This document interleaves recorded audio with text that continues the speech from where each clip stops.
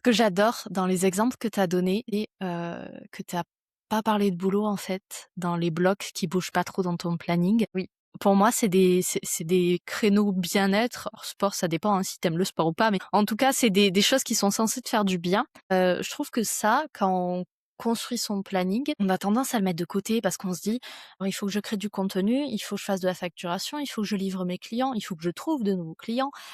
Et ma vie perso, ma santé, ma vie familiale, bah, elles doivent se partager ce qui reste, quoi. Alors qu'en construisant son planning dans l'autre sens, avec ce qui est important pour nous, donc en théorie, bah, notre santé, Oui, j'espère, je pense.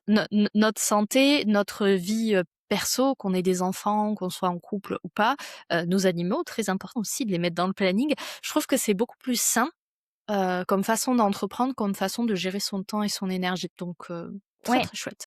ouais, je pense aussi qu'il y a des effectivement, on peut enfin, quand on vient à se bloquer des temps, alors, parfois il faut, hein, des réunions qui sont obligatoires, des clients chez qui il faut aller tel ou tel jour, ça se bloque.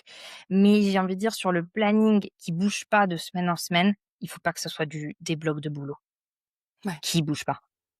Ça peut clairement. toujours en fait, ça peut toujours bouger.